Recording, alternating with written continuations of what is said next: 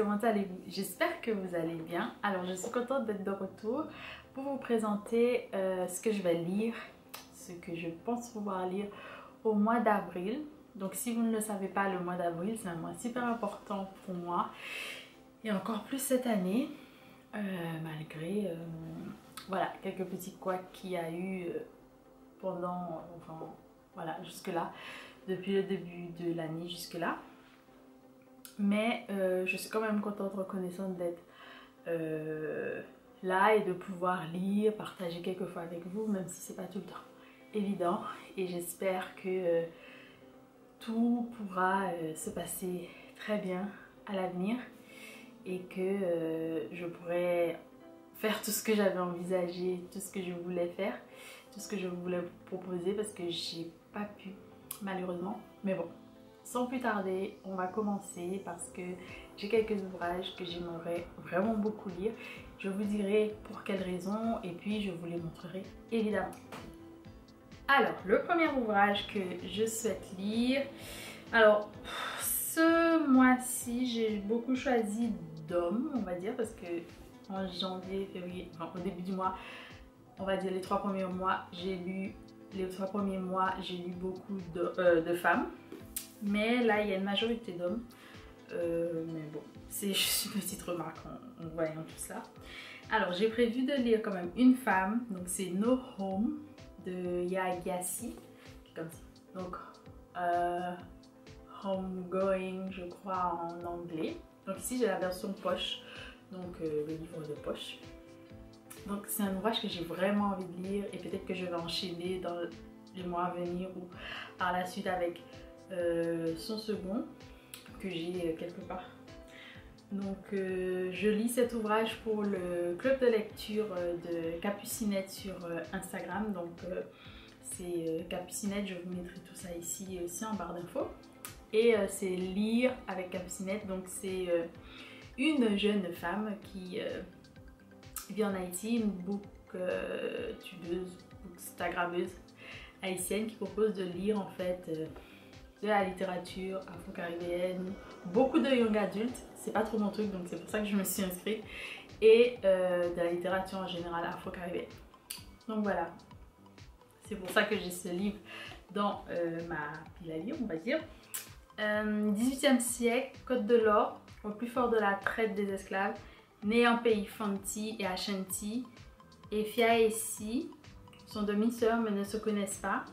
La sublime Efia est contrainte d'épouser un Anglais, le capitaine du fort de Cape Coast, où dans les cachots sont enfermés les futurs esclaves. Parmi eux, Essie, elle sera expédiée en Amérique. Ses enfants et petits-enfants seront continuellement jugés sur la couleur de leur peau, la descendance d'Efia métissée et éduquée.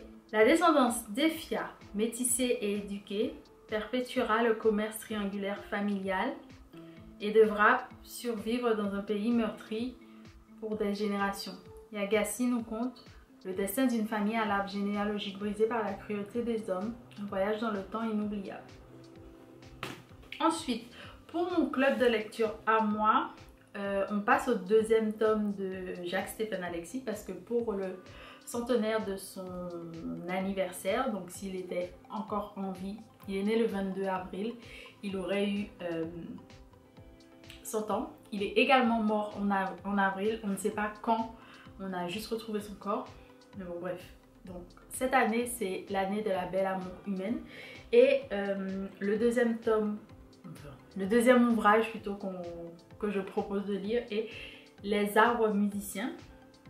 Donc ici j'ai la version chez Gallimard, collection imaginaire de chez Gallimard. Donc je peux vous lire éventuellement la 4e de couverture, mais c'est juste un extrait de l'œuvre que j'ai hâte de lire. Le premier que je proposais de lire est Compère Général Soleil. Vous avez la page Instagram et Facebook du club de lecture Perles et les pages, que je vous mettrai aussi en barre d'infos et aussi éventuellement sur l'écran. N'hésitez pas à vous abonner à cette chaîne-ci et aussi aux lettres haïtiennes que je vous mettrai en barre d'infos pour plus d'activités aussi sur les rencontres, etc. L'année dernière en avril on avait des rencontres, cette année on les aura pas en avril malheureusement.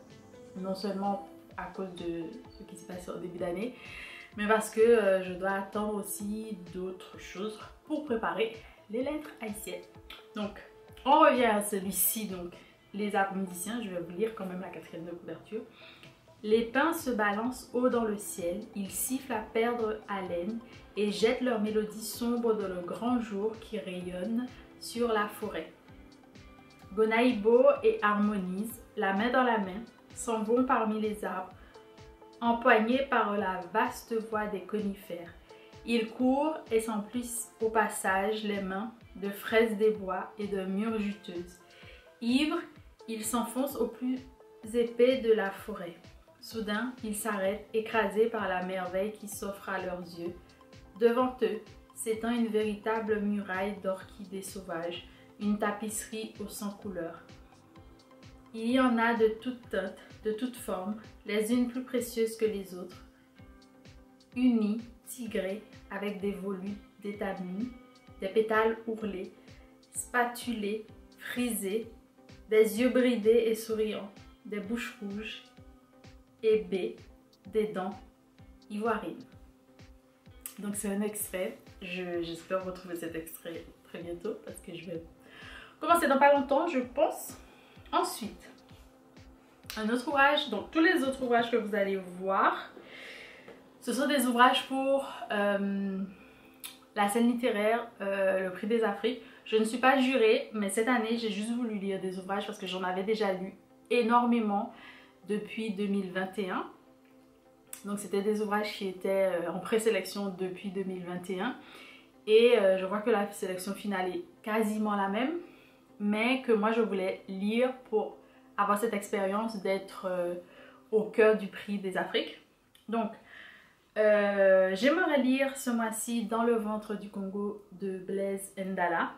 Donc c'est un roman publié chez Seuil ici en France et en Europe. En Amérique du Nord, notamment au Canada, c'est publié chez Mémoire d'Encrier, avec un livre plutôt noir et une couverture où il y a une jeune femme. J'ai vraiment hâte de lire cet auteur parce que j'ai jamais lu, c'est vrai, j'ai jamais lu. Je l'ai vraiment jamais lu et j'ai eu vent de ses ouvrages précédents, notamment Ni Capote et Kalachnikov. Je vois que c'est ça le titre si je ne me trompe pas.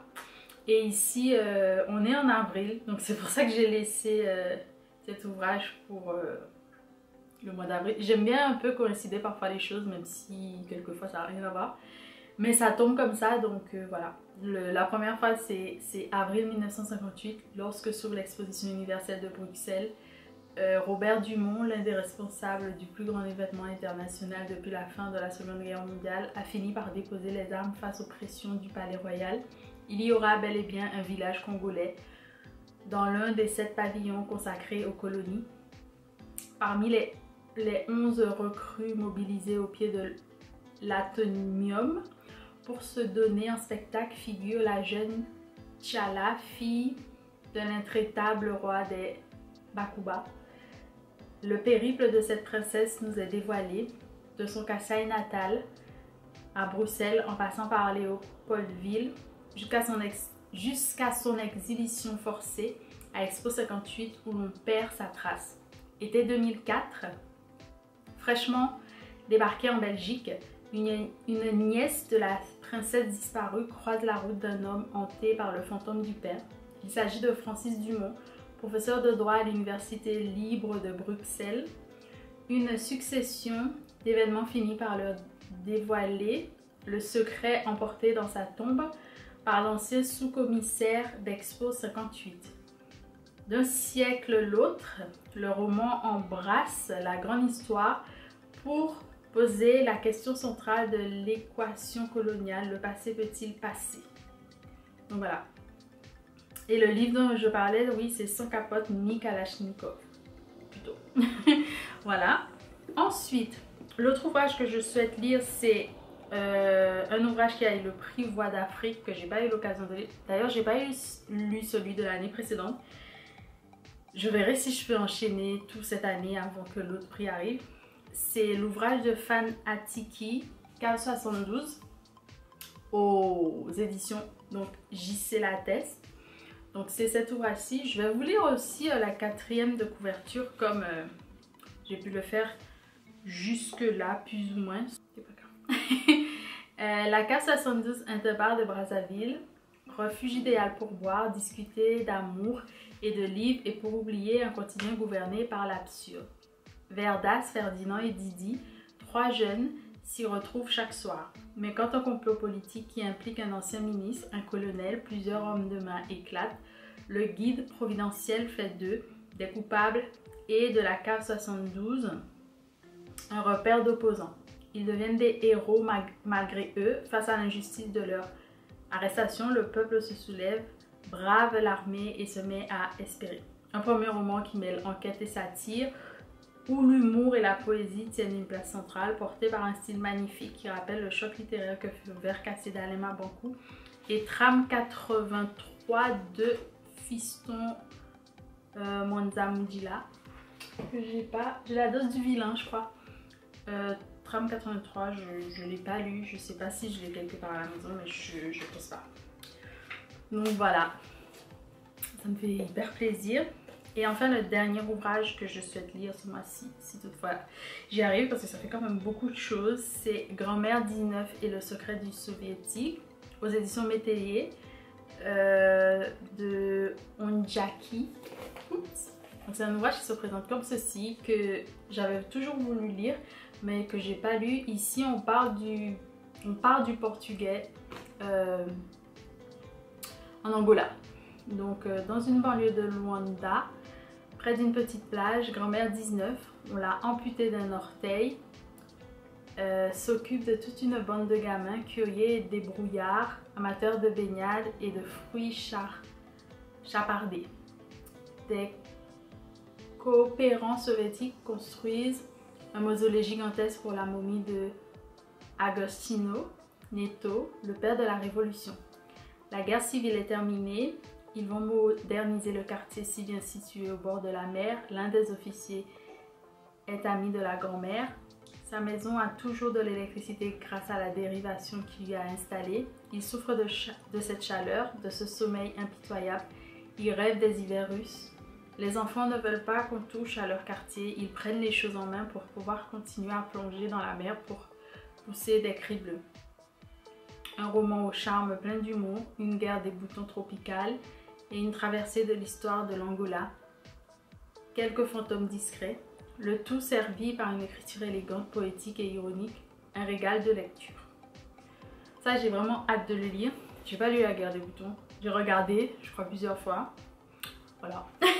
Mais bon, il y a toujours des comparaisons comme ça, mais j'ai hâte de lire ça parce que Luanda, c'est l'une des villes, en tout cas l'Angola, c'est l'un des pays d'Afrique que j'aimerais vraiment beaucoup visiter parce que quand j'étais petite, j'ai été beaucoup bercée par l'Angola à cause, grâce, je sais pas, des séries notamment. Et c'est vraiment un endroit que j'aime beaucoup, beaucoup, beaucoup. Donc voilà, c'est pour ça que j'aimerais vraiment lire ceci. Et enfin, un ouvrage que je suis en train de lire en ce moment. Donc on est déjà en avril, je crois que j'ai déjà terminé un ou deux ouvrages. Et c'est Aurore Aurores éternelles de